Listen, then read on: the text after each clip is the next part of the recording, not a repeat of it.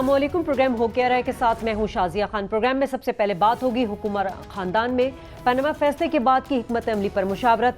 कौन होगा नून लीग का अगला वारिस और कौन बनेगा वजीर आजम? क्या पीपल्स पार्टी और नवाज लीग के दरमियान कोई एनआरओ डील होने जा रहा है? प्रोग्राम के दूसरे हिस्से में बात होगी करप्शन में मुलविस बासर शख्सियात की जमानतें क्यों, करप्शन एक मसला या मशगला। और प्रोग्राम के आखिरी हिस्से में बात की जाएगी पाकिस्तान के तजारती खजाने के हवाले से, जो कि खतरनाक हद तक यानी 15 अरब डॉलर से तजावुज कर गया है। मुल्क मजीद कर्जों के बोझ तले।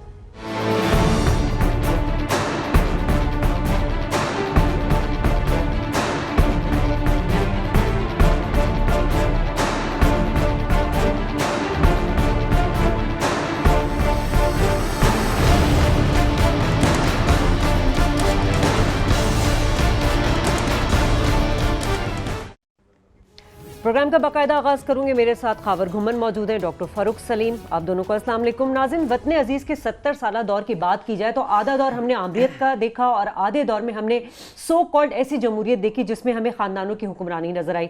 वैसे तो मोरिसी सियासत की बात करें तो यह हमें भुट्टो खानदान से शुरू होती नजर आई, मगर इस मुल्क के आसमान पर हमने देखा कि जमहूरियत के नाम पर कभी जरदारी, कभी भुट्टो, कभी शरीफ खानदान, कभी इलाही और कभी गिलानी उन पर साया फगन रहा। अब तक जो मुल्की सियासी मंजरनामा नजर आ रहा है नाजरीन, वो ये है कि इस वक्त मुल्क में हुक्मरान जमात के जो रूही रवा शरीफ खानदान है, उनको हालात ने आखिर दो हिस्सों में लाकर खड़ा कर दिया। और यकीनन इसकी एक बड़ी वजह पनामा लीक्स भी है, लेकिन इससे पहले भी इस तरह के कुछ चहमगोइयाँ सुनने को मिलती रही हैं। अब सवाल यहाँ यह है कि वजारत उज़्मा का सहरा मरियम नवाज पर सजेगा सर पर, या फिर इस तख्त पर हमजा शरीफ गद्दी नशीन होगा मुकाबला शरीफ खानदान बामुकाबला शरीफ खानदान, और इसी तरह मोरिसी सियासत और जमहूर तमाशा का सिलसिला चलता रहेगा। सबसे पहले बात करूंगी आपसे खावर साहब के जो हम सूरत हाल देख रहे हैं, इन हाउस तब्दीलियाँ और ये जो स्ट्रैटेजी बनाई जा रही है उस पर मुशावरत हो रही है, किस तरह के कुछ अंदेशे हैं? वो डॉक्टर साहब ने एक बड़ा ज़बरदस्त ट्वीट निकाला हुआ है, ज़रा वो मैं देखना चाहूँगा। डॉक्टर साहब वो ट्वीट क्या है? वो खावर साहब लगता है ऐसे कि सुप्रीम कोर्ट ने पनामा के हवाले से तो अपना फैसला महफूज कर लिया, लेकिन ये ट्वीट जो मरियम साहिबा ने किया है, ये कहती हैं कि आई एम हिज डॉटर, यानी कि वज़ीर आज़म को कह रही हैं, his most trusted aide and his right hand. ये कह रही हैं कि मैं वज़ीर आज़म की बेटी भी हूँ, उनकी काबिल एतमाद साथी भी हूँ, उनका दायां हाथ भी हूँ। यहाँ तक ख़त्म नहीं होता, आगे वो कहती हैं कि महारत जो है, एक्सपर्टीज़ जो है, वो तो आप ख़रीद भी सकते हैं, हासिल भी कर सकते हैं, लेकिन दो चीज़ें जो सिर्फ़ और सिर्फ मरियम नवाज साहिबा के पास हैं, जोश और कमिटमेंट, वो सिर्फ इनके पास है। तो ये मैं समझता हूँ ट्वीट के हवाले से, जहाँ तक मैं समझ पाया हूँ, कि ये एक ऐलानिया है जानशीनी का। वो ये कह रही हैं कि नवाज शरीफ साहब के बाद जानशीनी, यानी कि PMLN कोई गद्दी नशीनी का मामला चल रहा है, तो जानशीनी जो है वो मेरे पास आएगी। आप हमजा शहबाज का भी नाम ले रही हैं। अच्छा डॉक्टर साहब, वैसे तो विद इन पार्टी जो है सीनियर लीडरशिप को ये बावर करवा दिया गया हुआ है कि आप आइंदा जो आपकी लीडर हैं वो मरियम नवाज शरीफ साहब हैं। फेडरल लेवल पे जो पार्टी को लीड करेंगी शाजिया, वो मरियम नवाज शरीफ साहबा ही करेंगी। तो ये नवाज शरीफ साहब ने बिल्कुल नवाज शरीफ साहब की तरफ से ये पैगाम अपने पार्टी लीडरान को ये दिया जा चुका है। लेकिन आजकल जो पनामा की हंगामा एजी के जो बैकग्राउंड में एक सवाल जिस पे बहुत ज़्यादा हंगामा चल रहा है, वो है कौन बनेगा प्राइम मिनिस्टर, कौन बनेगा करोड़पति नहीं, कौन बनेगा प्राइम मिनिस्टर, कौन बनेगा वज़ीर आज़म। अच्छा, बड़ी इंटरेस्टिंग स्टोरी है डॉक्टर साहब। वो ये कि हुकूमती वकला ने प्राइम मिनिस्टर नवाज शरीफ साहब को बताया हुआ है कि जी तैयार रहें हर किस्म के फैसले के लिए, और एक पॉसिबिलिटी ये हो सकती है कि आपको स्टेप डाउन करना पड़े, मे भी थोड़े अरसे के लिए, जब तक एक कमीशन बने, कोई इन्वेस्टिगेशन हो, लेकिन आपको नीचे उतरना पड़ेगा प्राइम मिनिस्टरशिप से।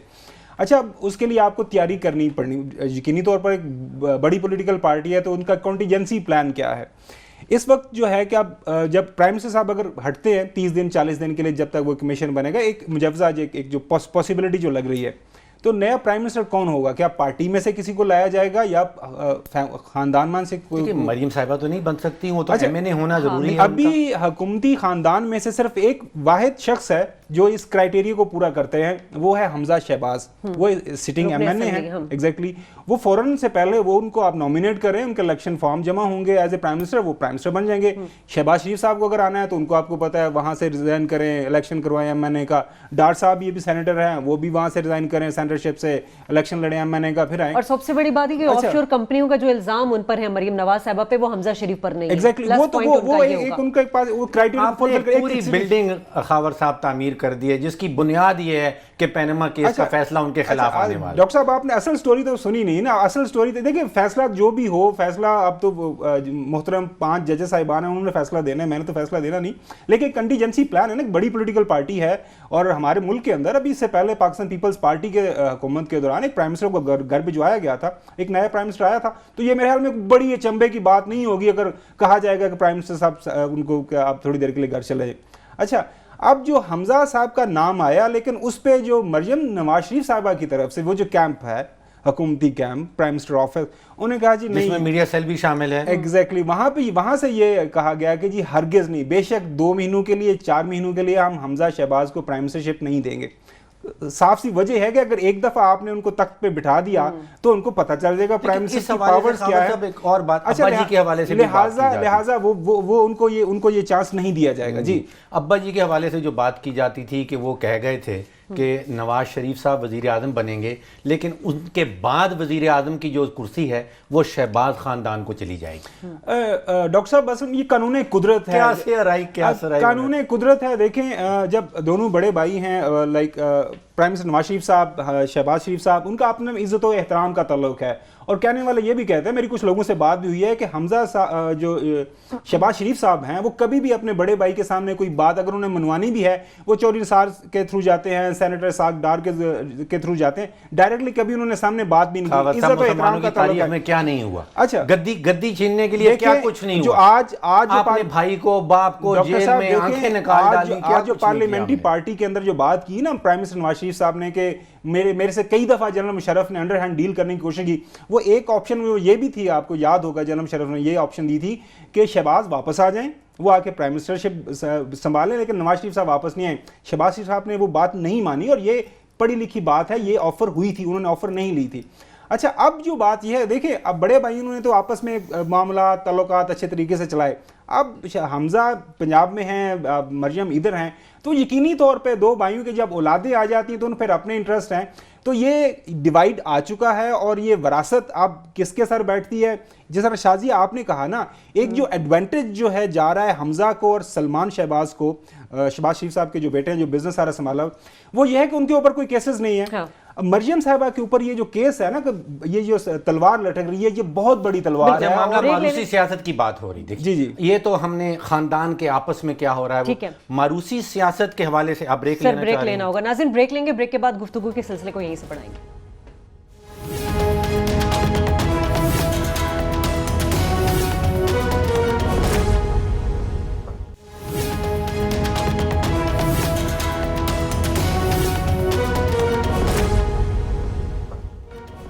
प्रोग्राम में एक बार फिर खुशामदीद नाज़रीन। और मोरसी सियासत की बात की जा रही है तो सिर्फ ये पाकिस्तान में नजर नहीं आती, हिंदुस्तान में भी मोरसी सियासत नजर आई है। आप एशिया में लबनान से लेके फिलिपाइन तक, उससे भी आगे आपको जो है वो मोरसी सियासत नजर आएगी। लेकिन इस वक्त पाकिस्तान में जो एक बहुत ज्यादा गर्मा गर्मी है वो ये कि जो हालात है पैनामा लीक्स को लेकर, तो वजीर आजम की मसंद पर कौन बैठेगा।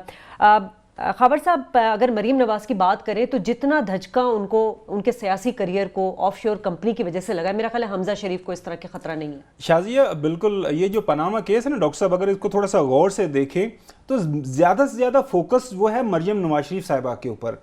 एसेट डिक्लेरेशन है प्राइम मिनिस्टर साहब का, तो उस पर भी फोकस मरियम नवाज शरीफ साहिबा के ऊपर है। उसके अलावा उनके अपने जो मियाँ के जो एसेट डिक्लेरेशन है उस पर भी मरियम नवाज शरीफ साहिबा के, अगर वो उनकी डिपेंडेंट है तो उन्होंने अपने क्यों नहीं जमा करवाए, टैक्स क्यों नहीं जमा करवाया, कफालत वाला मामला। और उसके अलावा कफालत वाला मामला वो भी तो देखें। जो मेन जो टारगेट कह लीजिए, मेन जो इस पनामा केस का ज़्यादा से ज़्यादा वो हर साइड से देखें तो सारे ज़्यादा जो डिफरेंट कड़ियाँ जो मिलती हैं वो मरियम नवाज शरीफ साहिबा पे। एक और बात बताऊं आपके, प्राइम मिनिस्टर ऑफिस में जो ज़्यादा परेशानी इस बात पे नहीं है कि प्राइम मिनिस्टर साहब हट जाएंगे, वो तो माशाल्लाह 3 दफ़ा प्राइम मिनिस्टर है, 4 साल कंप्लीट करने को फ़र्क नहीं पड़ेगा। वो ज़्यादा परेशानी उनको इस बात से हो रही है कि खुदा न खास्ता कहीं मरियम नवाज शरीफ साहिबा इस केस के ज़मरे में आके उनका जो पॉलिटिकल कैरियर है वो कहीं दाव करने लग जाए। देखिए, मारूसी सियासत की बात कर ली हमने, मुल्क के अंदर के हालात की बात कर ली। आपने कहा कि वो बांग्लादेश में भी मारूसी सियासत चलती है, शेख मुजीबुर रहमान से निकल रही है, फिलीपींस में अकीनो फैमिली की निकल रही है, इसी तरह इंडिया में नेहरू गांधी डायनेस्टी चलती चली जा रही, श्रीलंका में बंदरा नायके। जब भी हम पीपल्स पार्टी के लोगों से या PMLN के लोगों से बात करते हैं मारूसी सियासत का, तो वो यही कहते हैं इस खित्ते में सारा ये रवाज। अच्छा, मैं इसके खिलाफ नहीं हूँ, मैं सिर्फ इसके असरात के खिलाफ हूँ। आप देख लीजिए कि जिन मुल्कों में भी मारूसी सियासत होती है उन मुल्कों का हाल क्या होता है। पहले तो ये कि सियासी तरक्की जो है वो फिर रिश्तेदारी की बेसिस पे आ जाती है, वो मेरिट के बेसिस पे नहीं होती इन सारे ममालिक में जहाँ पे भी मारूसी सियासत होती है। जहाँ पे भी मारूसी सियासत है, जितने ममालिक का हमने नाम लिया, आप देख लीजिए कि वहाँ पे तालीम और सेहत के ऊपर पैसे खर्चे नहीं किए जाते। ये एक जनरल सा प्रिंसिपल है जहाँ पे भी मारूसी सियासत। इंडिया को कहाँ पे फिगर इन करेंगे, क्योंकि इंडिया में तो मारूसी सियासत रही, वहाँ पे डेमोक्रेसी भी चली और वहाँ पे थोड़ी सी इंप्लीमेंटेशन भी मेरे ख्याल में। देखिए, इंडिया में अब मारूसी सियासत उस हद तक नहीं रही जहाँ तक पाकिस्तान में तो अभी तक चलती आ रही। वहाँ पे जो आपका मोदी को आप जो मर्जी कह लें, नहीं अभी सर गांधी डायनेस्टी चले, देखिए वो कहाँ से आया। मोदी आ गए, मोदी साहब का बाप तो चाय का ठेला लगाता था एक स्टेशन पे। दूसरी तरफ देखें ना, गांधी डायनेस्टी तो थी ना, वो अभी तक चल रही है। हुक्मरान नहीं रही लेकिन चलती चली आ रही। सही। इस वक्त फिलीपींस में उनकी पार्लियामेंट एक कानून पास करने के पर गौर कर रही है, एंटी डायनेस्टिक पॉलिटिकल रूल, कि ये जो मारूसी सियासतदान है इनको ख़त्म किस तरह करना है। आप देखिए कि 3 चीज़ें जिन ममालिक में भी मारूसी सियासत है वहाँ आपको पानी नहीं मिलता, वहाँ आपको बिजली नहीं मिलती और वहाँ आपको इंसाफ नहीं मिलता। ये तीनों चीज़ें। डॉक्टर साहब इस पे एक सवाल ये है कि ये जो जमहूरियत का थीसिस है उसमें तो लोगों ने वोट करना होता है। जब लोगों को ये ऑप्शन दिया जाता है कि जी ठीक है, ये शरीफ खानदान है, ये भुट्टो खानदान है, ये इलाही खानदान है, ये फलाना खानदान है, जो भी खानदान है जिसको आप चाहें चुन लें, तो उसमें फिर ये तो फिर सारे का सारा वो जो थीसिस गलत साबित हो गया ना जमहूरियत वाला। इमरान खान भी आए हुए हैं, ताहिरुल कादरी भी आए, तो उनको लोगों ने कितना उनको पर अगर लोग इससे खुश हैं कि जी यही लोग हम पे रूल करें, तो फिर आप या तो जमहूरियत को चेंज करें या फिर कोई नया ऐसा सिस्टम ऑफ गवर्नेंस लेके आए जहाँ पे लोगों को थोड़ी ऑप्शन बेहतर मिल जाए कि वो कर सके। इसमें तो यही लग रहा है कि लोग खुश हैं इनसे। अगर लोग इनसे खुश हैं तो फिर असरात यही रहेंगे, फिर लोगों को ना पानी मिलेगा, ना बिजली मिलेगी और ना इंसाफ मिलेगा। ये तारीखी हक़ाइक़। इसका फिर अल्टरनेट क्या फिर आप देते हैं, मतलब आप नाज़रीन को अल्टरनेट फिलीपींस देने की कोशिश कर रहा है, वो कानून पास कर रहा है, उसने रिश्तेदारी सेटल कर ली है और वो कह रहा है कि एक खानदान के अंदर से एक वक्त में एक से जायद MNA नहीं बन सकता, ये MP नहीं बन सकता। हमारे कराची में भी कुछ इस तरह की एग्जांपल्स मिले। नेमतुल्लाह खान ने आके बड़ा काम किया, मुस्तफ़ा कमाल ने आके बड़ा काम किया। खैर अल्ताफ हुसैन को तो हम बिल्कुल ही, क्योंकि वो मोरसी खिलाफ सियासत के खिलाफ आए थे, लेकिन उनका तो एक अलग चैप्टर खुल गया था। तो ये लोग भी तो हमारे सामने एग्जाम्पल। शाजिया ये देखें, ये डॉक्टर साहब ठीक बात कर रहे हैं, लेकिन इसका जो मेरे ख्याल में इसका जो तोड़ है ना वो है कानून की हुक्मरानी। अगर कानून की हुक्मरानी ठीक तरीके से हो जाए हमारे मुल्क के अंदर, फॉर एग्जाम्पल साहब अंडा मुर्गी वाली बात हो नहीं, अंडा मारूसी सियासत में इंसाफ आपको नहीं मिलेगा, कानून की हुक्मरानी नहीं होगी। सही। अच्छा, तो आप ठीक होगी, मतलब अच्छा मुझे अब मैं 7 या 8 ज़मीनी हक़ाइक़ जो मैंने पिछले कुछ अरसे में देखे हैं वो आपके सामने रखता हूँ और आप उसके ऊपर तजिया दीजिए कि ये पीपल्स पार्टी और नून लीग के दरमियान में क्या हो रहा है, मामला किस तरफ जो है वो सियासत जा रही है। फरवरी 23 आपको याद होगा कि अयान अली, जिनका कि एक बड़ा गहरा ताल्लुक आसिफ अली जरदारी साहब से कहा जाता था, उनको इजाज़त मिल गई कि वो मुल्क से चले जाए। साथ ही वो डॉक्टर आसिम, आपको याद होगा एक ज़माने में उनके ऊपर पाकिस्तान की करप्शन की तारीख का सबसे भारी इल्ज़ाम 462 अरब रुपए का इल्ज़ाम उनके ऊपर लगाया गया था, उसका कुछ बना नहीं। 20 मार्च अभी जो गुजरी उसमें शर्जील मेमन साहब, जिनके ऊपर 5 अरब रुपए का इल्ज़ाम लगाया गया था, उनको भी मिल गई जमानत। हुसैन अकानी के खिलाफ जो ख्वाजा आसिफ साहब ने तकारीर की थी, कमीशन बनना था, उस पर भी खामोशी हो गई। पैनामा पेपर्स के ऊपर पीपल्स पार्टी बिल्कुल खामोश बैठी है। जो डॉन लीक्स है उस पर सभी खामोश बैठे हैं। आपने कल ही बताया कि जरदारी साहब को जगह मिल गई है पंजाब के अंदर कि कुछ कैंपेन करें और नवाज शरीफ साहब सिंध में कैंपेन कर रहे हैं। ये कोई NRO मामला सामने आ रहा है, दोनों पार्टी क्या कर रही हैं? ये तो पहले दिन से है, हम अब लोग सुनते नहीं है। इमरान खान ने पहले दिन से क्या कर रही है, मुकमुकाओं की सियासत कर रहे हैं और एक दूसरे की you scratch my back, I scratch yours. आपको इससे भी आगे बढ़ के बताते हैं, वो तो ज़मीनी हक़ाइक़ जो तो पुराने हो गए, आपको नए ज़मीनी हक़ाइक़। अभी जो सबसे लेटेस्ट केस जो नैब में पड़ा हुआ है जरदारी साहब के अगेंस्ट, इनका जो एहसासात का, वहाँ का जो उसका जो स्टार विटनेस है वो आजकल गायब है।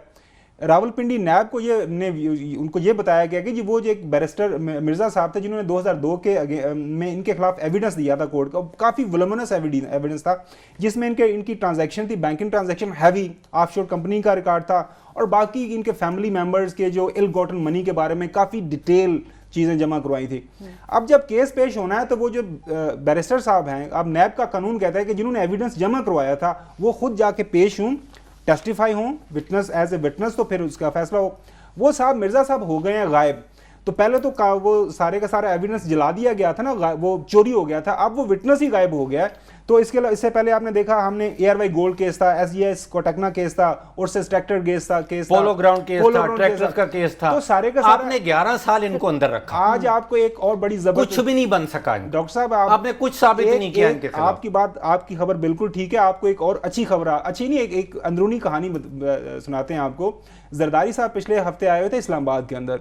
जब इस्लामाबाद में आए तो इनके जो आपस में जो आपको पता है इनके जो इंटरमीडिएट्स हैं ना, इसमें ख्वाजा आसिफ साहब हैं PMLN की तरफ से, और नाइक साहब है जो फारूक नाइक साहब। आपको पता है कि दोनों इन लॉज हैं आपस के, रिश्तेदारी है ख्वाजा आसिफ की और नाइक साहब की। तो इनके आपस में इंफॉर्मेशन शेयर हुई है और मियाँ साहब ने जरदारी साहब से पूछवाया है कि भाईजान अगर हम ये पनामा केस के अंदर हमें कोई फिक्स हो गए तो फिर आगे क्या चलना। उन्होंने कहा मियाँ साहब परेशान बिल्कुल नहीं होना, हम इकट्ठे हैं, देख लेंगे, जमहूरियत हम पटड़ी से नहीं उतरने देंगे। तो लिहाजा ये बिल्कुल एक दूसरे के साथ हैं। आने वाले दिनों में डॉक्टर साहब देखिएगा कि और ज्यादा एक दूसरे के करीब जाएंगे और जमहूरियत, जो पाकिस्तानी ब्रांड ऑफ जमहूरियत है ना, उसके सर जो पीपल्स पार्टी की दौरे इख्तियार में जमहूरियत लिखना होगा, पुराना वाला पक्का पड़ा हुआ। अब तो सर इनको लिखने की जरूरत ही नहीं है। वो तो जरदारी साहब ने कह दिया था कि हमने जो लिख दी तो क्या हदीसें लिख दी हैं, जब बात कर दी तो ठीक हो गया। चोर मचाए शोर वाली बात है ना। रहमान मलिक साहब जब थे पीपल्स पार्टी में तो नैब के जो केसेस खोले गए, बंद किए गए, वो सारा ड्रामा रचाया गया। आज ये तमाम बातें खोली जा रही हैं, फिर इसको बंद किया जाएगा। हमारे the ever vigilant interior minister Chaudhry Nisar साहब, उनके पास कितना ज्यादा एविडेंस पड़ा हुआ है, हजारों की तादाद में। हमारे रूफ क्लासा साहब ने वो स्टोरी की थी, वो जो नीले पीले पासपोर्ट इशू किए थे इनकी मर्जी के मुताबिक, वो डिप्लोमेटिक फलाने टगाने, वो केस कहाँ गया। जो इस्लामाबाद सेफ सिटी प्रोजेक्ट था वो उसमें बिलियंस के आगे पीछे हुए, वो कहाँ गया। और भी बहुत ज्यादा सर केसेस पड़े हुए हैं।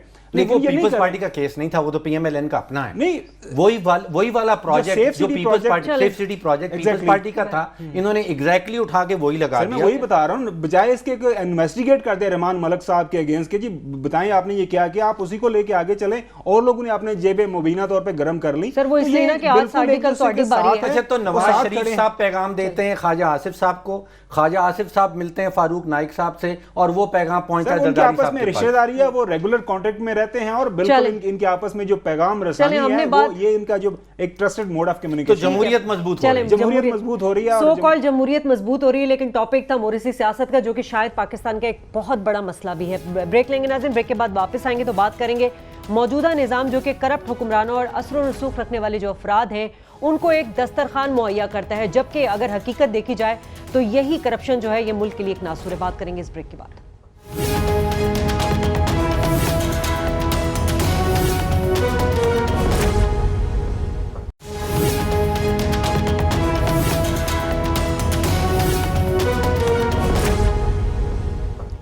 वेलकम बैक अगेन नाज़रीन। और अगर हम सिस्टम के फेलियर होने की बात करें तो दो चीज़ें हमें वाज़े तौर पे नज़र आती हैं, करप्शन और एक नाइंसाफ़ी, जिसके ताने बाने हर मसले से जुड़े हुए हैं। अब ये नीड है या ग्रीड, रोज़ाना ही हम अपने प्रोग्राम में इस पर डिस्कस करते हैं कि करप्शन जो है वो मुल्क का सबसे बड़ा मसला है। डॉक्टर साहब आपकी बात तो मुझे याद है कि करप्शन सिर्फ आपका मसला है, मीडिया का मसला है और खबर साहब PTI का मसला है।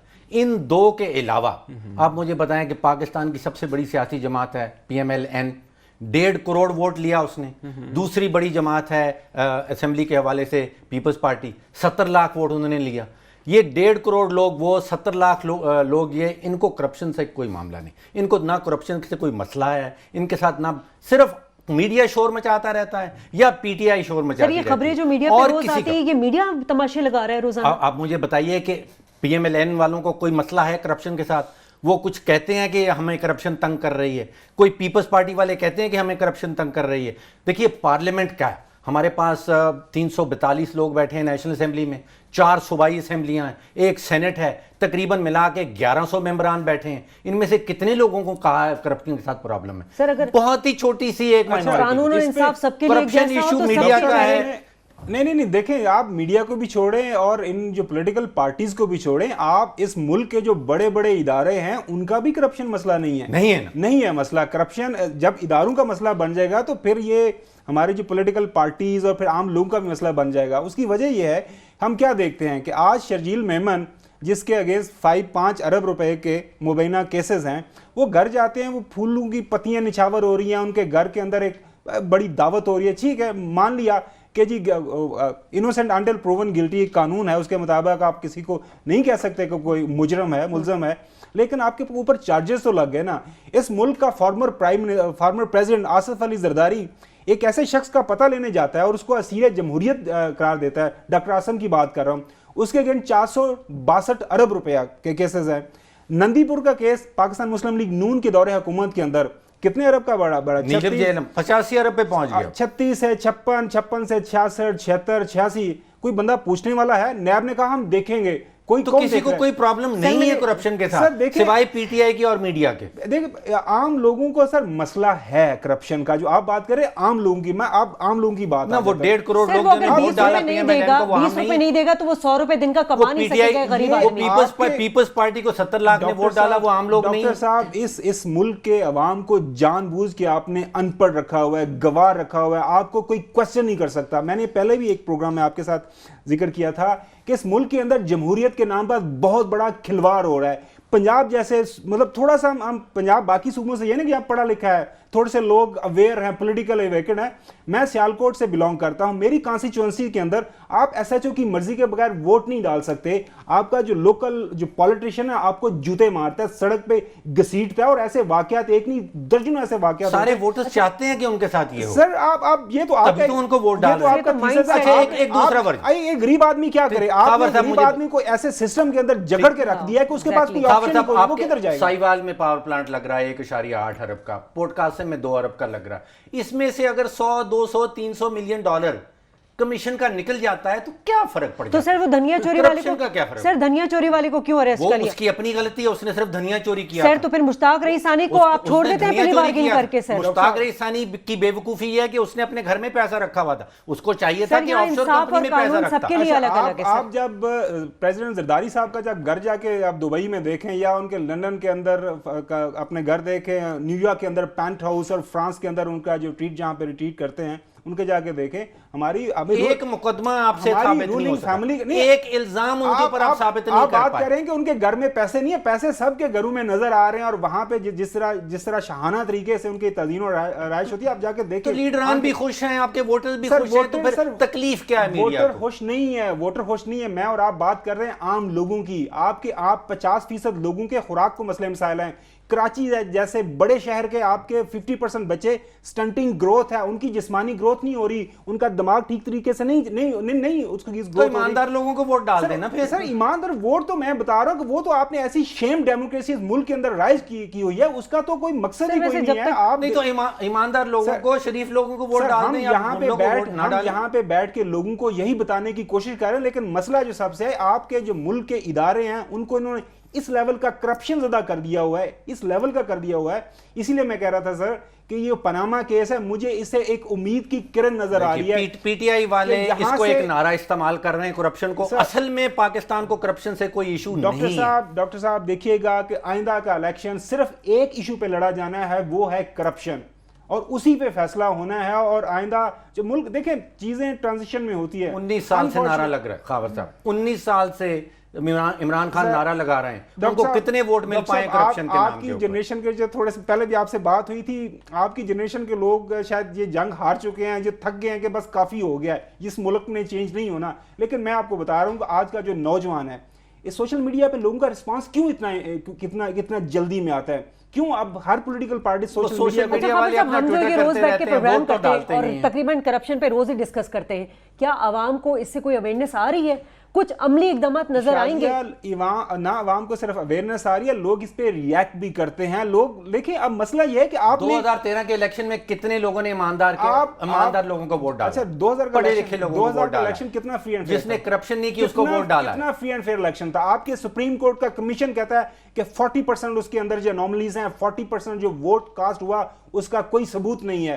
ठीक है, कमीशन की अपनी जजमेंट है, उन्होंने को उस पर रेकमेंडेशन नहीं दी, जजमेंट वाजे कर दी क्या था कि किसी किस्म की की मुनज़्ज़म धांधली नहीं हुई। मुनज़्ज़म धांधली नहीं, लेकिन कमीशन ने ये कहा था कि 40% वोट का कोई रिकॉर्ड अवेलेबल नहीं है। इसका मकसद क्या? इसका मतलब ये नहीं है कि धांधली हुई, नहीं, इसका मतलब धांधली नहीं, रिकॉर्ड कीप नहीं रखा। बेज़ाब्तगी हुई है, बेज़ाब्तगी। आप देखें ना, ये तो हमने, सर आप कान यूं पकड़ ले, धांधली तो हुई है। बेज़ाब्तगी और धांधली में बहुत लंबा चौड़ा फर्क है। ये जो हमारा एग्जिस्टिंग सेटअप है ना सर, इस तरह इन्होंने जकड़ा हुआ है कि इसको आपने जब तक वो 5000 वोल्टेज का झटका नहीं ना देना, इसको जब इनकी शैकल्स को तोड़ना नहीं है, झटका आप यहाँ इस कमरे में बैठ के देंगे या वोटर देगा? ये उस सर वोटर देने के लिए तैयार नहीं, वोटर देने के लिए डॉक्टर साहब तैयार है, लेकिन उसकी आवाज को कोई सुनता नहीं है, उसकी आवाज को गूंज दिया जाता है। आवाज नहीं सुननी, वोट डालना है खावर साहब, वोट डालना है। लेकिन जब वोट आप एक डब्बे में जाके डालते हैं, आप वादे जो मर्जी कर लें, एसएचओ जो मर्जी आपके ऊपर प्रेशर डाल लें, वहां डब्बे में आप अकेले हैं। डॉक्टर साहब डब्बे अगर पहले ही भरे आ जाए तो बेचारा वोटर की करे, वोटर कितने वोट पाए फिर? देखिए अब ये तो कहने की बात है, इसका कोई सबूत नहीं है। सबूत आप अच्छा, अब ये बताने की कोशिश कर रहे हैं कि इंटीरियर सिंध के अंदर अभी रिसेंटली 7 शरीफ के अंदर जहां पे 100 लोगों की जाने गई, बहुत सारे लोगों की जानें बच सकती थी, लेकिन वहां पे जो करीब 3 हॉस्पिटल था वो 2 घंटे की ड्राइव पे था।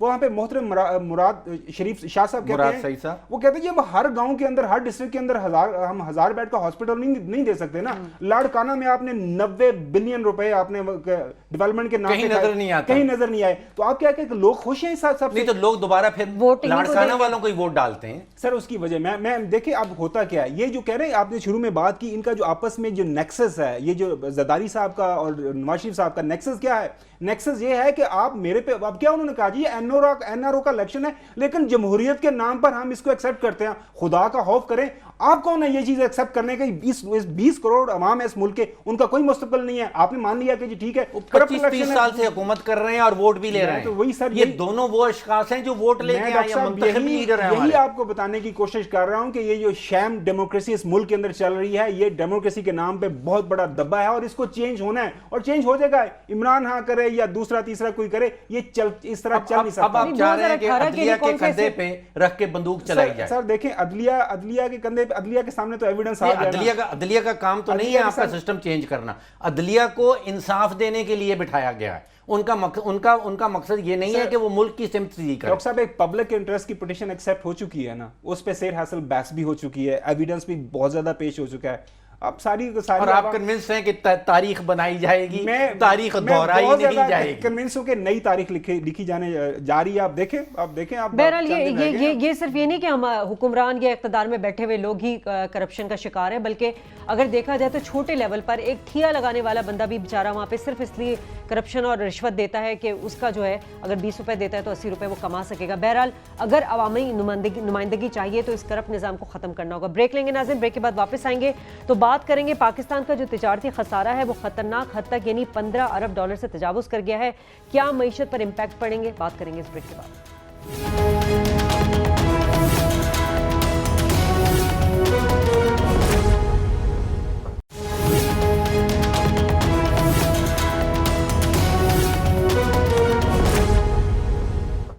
वेलकम बैक नाज़रीन। अगर तिजारती खसारे की बात करें तो इंपोर्ट और एक्सपोर्ट के दरमियान का डिफरेंसेस हैं और जो कि इस वक्त ख़तरनाक हद तक यानी कि 15 अरब डॉलर से तजावुज़ कर गया है। क्या इसके मईशत पर इम्पैक्ट होंगे?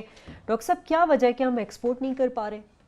देखिए, पहले तो प्योर फिगर्स का मामला है, स्टेट बैंक ने रिलीज़ किए हैं, कल ही रिलीज़ किए हैं, और वो ये कह रहे हैं कि 29 अरब डॉलर की पहले 7 महीने जो करंट माली साल है इसके पहले 8 महीनों में 29 अरब डॉलर की हमने इंपोर्ट्स कर ली हैं, यानी कि पाकिस्तान के अंदर माल आ गया है बाकी दुनिया से। जो बरामदात हैं, जो हमारी एक्सपोर्ट्स हैं, वो सिर्फ 14 अरब की हुई हैं। इसका मतलब कि 20 करोड़ पाकिस्तानी एक्सपोर्ट कर रहे हैं 14 अरब की और हम इंपोर्ट करे चले जा रहे हैं 29 अरब की, तो खसारा आ गया 15 अरब डॉलर का। ये रिसेंट मेमोरी में खावर साहब इतना हाई खसारा 8 महीनों का मैंने देखा नहीं है। ये बड़ा ख़तरनाक मामला है। इसका मतलब ये है कि ये खसारा आपने फिल करने के लिए या तो आप मज़ीद बैरूनी कर्जा जात लेंगे, मुल्क के ऊपर और मज़ीद कर्जा चढ़ेगा, और इसकी वजह ये बताई जाती है कि एक तो हम कंपेरेटिव नहीं रहे, हमारा माल जो हम यहाँ बना रहे हैं वो बाहर की मंडियों में बिक नहीं रहा, और उसकी वजह एक्सपोर्टर्स ये बताते हैं कि आपकी बिजली बड़ी महंगी दे रहे हैं, आप गैस बड़ी महंगी दे रहे हैं, तो जो इनपुट कॉस्ट हैं वो बहुत बढ़ गई हैं। हमारा माल जो बेसिकली कॉटन रिलेटेड है, 2/3 एक्सपोर्ट तो कॉटन रिलेटेड है, वो बिक नहीं रहा। और दूसरी वजह ये बताई जाती है कि हमारा रुपया इस वक्त जो है वो बड़ा ओवर वैल्यूड है और इसलिए हमारा माल मजीद महंगा मिलता है आलमी मंडियों में और वो बिक नहीं पा रहा। तो ये खतरनाक हद तक पहुंच गया है। $15 अरब कोई पॉलिसी हुकूमत अभी तक बनाने में कामयाब नहीं हुई या हमें सामने नहीं ला रही। स्टेट बैंक ऑफ पाकिस्तान ने इंतजामी हरबे ज़रूर इस्तेमाल किए हैं। अभी आपको याद होगा कि वो 100% मार्जिन लगा दिया है, कोई 404। डॉक्टर साहब आप कमाल करते हैं। आज पार्लियामेंट्री पार्टी की मीटिंग थी नून लीग की, वहाँ पे सागडार साहब ने स्पेशल ब्रीफिंग दी है और वहाँ पे जो अल्फाज इस्तेमाल किए हैं वो मैं एग्जैक्टली तो नहीं कर सकता, लेकिन उसका लुबेलबाब ये था कि नहीं कह दीजिए कम अकल लोग जो हैं वो उन्होंने कहा कि जी वो कुछ शरारती लोग हैं, कोई कम अकल लोग हैं जो पाकिस्तान की इकोनॉमी को गलत बता रहे हैं। उसके अलावा आपने हम देख रहे हैं कि हर हफ्ते किसी इंटरनेशनल मैगजीन से आ जाती है, वहाँ ये हो रहा है। कभी हमें ये बताया जा रहा है कि 2030 तक पाकिस्तान की इकोनॉमी जो है वो कैनेडियन इकोनॉमी से भी आगे निकल जाएगी। इस तरह चलती रही तो फिर तो नहीं हो सकता खावर साहब। अच्छा सर, आपने उस इजलास की बात की तो उसी इजलास में कुछ सुलह सफाई की फवाद साहब और कैप्टन अच्छा, वो एक बड़ा इंटरेस्टिंग एपिसोड हुआ। वो ये कि वहाँ पे एक नजफ सियाल है MNA, उन्होंने वहाँ पे रिक्वेस्ट किया प्राइम मिनिस्टर साहब से कि वो फवाद हसन फवाद जो प्रिंसिपल सेक्रेटरी हैं और कैप्टन सफदर साहब उनके जो सन-इन-लॉ हैं कि इनके दरमियान कुछ सलाह सफाई करवा दें कि ये हमारे काफ़ी सारे मामला हल हो जाएंगे, हमें आप तक एक्सेस जो है ना वो मिल जाएगी। हुआ ये था डॉक्टर साहब के कोई 2 महीने पहले की बात है, नेशनल असेंबली सेशन के दौरान कैप्टन सफदर साहब ने बड़ी ज़ोरदार तकरीर की थी फवाद हसन फवाद के अगेंस्ट। उन्होंने कहा जी ये हमारे मुल्क की जो ब्यूरोक्रेसी है इसको मफलूज करने वाला जो वाहिद शख्स है वो फवाद हसन फवाद है। अपनी मर्जी से पिक एंड चूज़ की पोस्टिंग ट्रांसफ़र करता है और सारे का सारा जो ब्यूरोक्रेसी को शराजा इसने बिखेर दिया। उसके अलावा उन्होंने ये भी सजेशन दी थी कि कोई पार्लियामेंट्री ऐसी कमेटी बनाई जाए जिसके तहत जो है पोस्टिंग ट्रांसफ़र जो है ना जो फेडरल सतह पे वो वहाँ वेट हों। लेकिन वो अब देखें उसका क्या बनता है। कमिंग बैक टू डॉक्टर साहब, आप सुलह होने वाली है इनकी। अब देखिए मामला तो कोई जाती होगा, हमारे यहाँ जिस तरह की सियासत है कोई ना कोई जाती मामला होगा। जो मुझे उस टाइम जब तकरीर की थी तभी काफ़ी हैरानगी हुई थी कि क्योंकि उनकी जोजा मोहतरमा मरियम नवाज शरीफ साहिबा प्राइम मिनिस्टर ऑफिस में, अब वहाँ पे मीटिंग भी काफ़ी वो पार्टिसिपेट तो नहीं करते लेकिन उनके पास सारी इन्फॉर्मेशन होती है, इनपुट दिया जाता है। वो जिस तरह कल भी उनका एक ट्वीट आया था कि कल को प्रेसिडेंट आए रहे तातारिस्तान के, तो उसकी तैयारी में वो कह रही थी कि मैं भी वहाँ पे शामिल थी, वहाँ पे पार्टिसिपेट करती हैं। अगर मुझे तो पता भी नहीं वो मुल्क कहाँ पे है, वो मुल्क है भी या अच्छा नहीं। अगर कोई लड़ाई झगड़ा है भी वो प्रिंसिपल सेक्रेटरी और कैप्टन सफदर साहब के दरमियान को मेरे में हल हो जाना चाहिए। तो ये रिकॉर्ड का हिस्सा, ये मैं अपने पास से नहीं बता रहा, कैप्टन सफदर साहब ने on the floor of national assembly तकरीर की थी। कल मैं अपने नाजरीन को वो उसका डेट भी बता दूंगा, वो आप नेशनल असेंबली की वेबसाइट पे आप वो डाउनलोड कर सकते हैं जो अल्फाज कैप्टन सफदर साहब ने फवाद हसन फवाद के अगेंस्ट। अच्छा आम आदमी की जुबान। अच्छा आम आदमी की जुबान। मेरा सवाल डॉक्टर साहब आपसे ये है कि ये अरब हमारे लोगों की समझ नहीं आती फ्रैंकली स्पीकिंग के इतना अरब सारा हो गया, इतना अरब कम हो गया। अभी आप बता रहे थे ना वो शर्जील मेमन की 5 अरब, तो मैं सोच रहा था वो अल्फ वाला अरब है कि वो एन वाला अरब है कि वो आम लोगों को नहीं समझ। और वो भी दोनों आपस में उनका भी गठजोड़ है। अच्छा मुझे ये बताइए, अरबियों का और अरब का भी आपस में गठजोड़ है। अच्छा अब ये बताइएगा कि 2013 में नून लीग की हुकूमत आई और उन्होंने कहा कि हम बहुत अच्छे इकोनॉमिक मैनेजर्स हैं, हमें किसी को ब्रीफिंग लेने की जरूरत नहीं है, हम ऑलरेडी प्रिपेयर्ड है। 2013 में और 2017 में आम आदमी की जो कुव्वते खरीद है उसमें क्या फर्क पड़ा डॉक्टर? अच्छा देखिए मसूर की दाल आम आदमी खाता है, ये 190 रुपए किलो थी 2013 में और ये 160 रुपए किलो आज बिक रही है, 77%। डॉक्टर साहब दोबारा वेट कर लीजिए क्योंकि प्राइम मिनिस्टर साहब को ये इन्फॉर्मेशन जानी है, क्योंकि वो आपको पता है आजकल जलसों में वो कहते हैं देखें आलू टमाटर की उनसे गलती हो गई थी, आलू की एक दफा गलती हो गई थी। अच्छा ये मसूर की दाल, अच्छा माश की दाल 103 रुपए थी, ये मूंग मसूर की दाल अब ये आप दाल भी नहीं खा सकते। 77% इंक्रीज है जब से PMLN आई है। दाल माश जो है वो 103 रुपए किलो थी, 220 रुपए किलो, यानी कि 100% इंक्रीज हुई है। दाल मूंग जो है वो 113 रुपए किलो और 160 रुपए किलो। आज दालों का दालों का ये अशर हुआ। अच्छा आटे के हवाले से डॉक्टर साहब तो ये कह रहे हैं कि इन्फ्लेशन कम हो गया, कुव्वते खरीद बेहतर हो गई, हालात बेहतर हो गए, तो ये तो आप स्टैटिस्टिक्स ब्यूरो वाले उनको जो फिगर्स दे रहे हैं वो अलग हैं, ये आम आदमी जो है वो दाल खाने वाला आदमी है। अच्छा, आटे के हवाले से या गंदम के हवाले से इस वक्त तकरीबन पाकिस्तान के अंदर 40 रुपए किलो, 20 करोड़ पाकिस्तानी, देखिए हमारी जो ग़िज़ाइयत की शरह है वो आटे का हिस्सा तकरीबन 72% है। हम 72% अपनी ग़िज़ा में आटा खाते हैं या आटे से बनी हुई चीज़ें खाते हैं। आटे की कीमत इस वक्त जो पाकिस्तानी सारिफ दे रहा है वो 40 रुपए किलो दे रहा है और इस वक्त आलमी मंडियों में कीमत 20 रुपए किलो है, यानी कि आधी कीमत है आलमी मंडियों के अंदर। तो आपने दो हिस्सा से दो फोकस रखने होते हैं, एक मुल्क के अंदर आपके क्या हो रहा है, क्या अफराज़ दर आ रही है, कीमतें बढ़ रही हैं या नहीं, और एक आपके हमसाया मुल्क में, आपके खित्तों में क्या हाल है। अब आप बिजली के हवाले से देख लीजिए कि इंडिया में जो सोलर प्लांट लगता है वो 5 रुपए टैरिफ दे रहे हैं, हमने कायदे आज़म सोलर पार्क को 14 रुपए टैरिफ दे रखा है। जो बिजली हम वो तो डॉक्टर साहब कुछ लोगों का ये ख्याल है कि 2018 तक बिजली तो वाफर मिकदार में हो जाएगी, आपके पास मौजूद होगी, लेकिन आपके पास उसको बिजली को खरीदने के लिए आपके पास पैसे नहीं होंगे, तो फिर हम हमसाया ममालिक को बेचेंगे, सब्सिडी करके बेचेंगे, हैविली सब्सिडाइज करना पड़ेगा। तो ये सारा मामला आप देख रहे हैं कि आपस में जुड़ा हुआ है। आपकी एक्सपोर्ट्स गिरती चली जा रही हैं, ये मैं नहीं कह रहा हूं, तो स्टेट बैंक कह रहा है कि वो एक ज़माने में 25 बिलियन होती थी, आज 20 बिलियन के सालाना शरह पे पहुंच गई हैं। तो तकरीबन 20% हमारी एक्सपोर्ट्स गिर गई हैं। अच्छा, और वो जुड़ी हुई हैं आपकी बिजली की कीमतों से, आपकी गैस की कीमतों से। अगर आप ये सारे फैक्ट्स एंड फिगर बता रहे हैं, अगर उसको कोई बंदा समझने वाला तो समझ आ जाती है। उसकी वजह यह है कि जो डार साहब हैं उनका ज्यादा फोकस में इकोनॉमी से हट के मेरे है ना और बहुत सारे इश्यूज के ऊपर है। 84 कमेटियां खावर साहब, और उसमें कमेटी वो आपको पता है कि इमाम बरी की कमेटी, लाहौर दाता बख्श में वहाँ पे लंगर की कमेटी। अब कल क्या हुआ है शाजिया कि फॉरेन सेक्रेटरी मोहतरमा तहमीना साहिबा वो उन्होंने चार्ज टेक ओवर किया है और पहली हाजिरी लगवाने वो कहाँ जाती हैं? डार साहब से मिलती। अच्छा, मुझे ये कनेक्शन नहीं समझ आ रहा कि डार साहब का और फॉरेन सेक्रेटरी का कनेक्शन क्या है? खारजा अमूर का और खजाने का। अच्छा, पिछले दिनों कुछ खबरें आ रही थी शायद इनको फॉरेन मिनिस्टर बना दिया जाए, क्योंकि फॉरेन मिनिस्टर की सीट खाली है ना, तो वो प्राइम मिनिस्टर साहब ये रिक्वेस्ट किया कि ये मुझे एडिशनल चार्ज दे दें, तो ये भी मैं लुक आफ्टर कर लूंगा।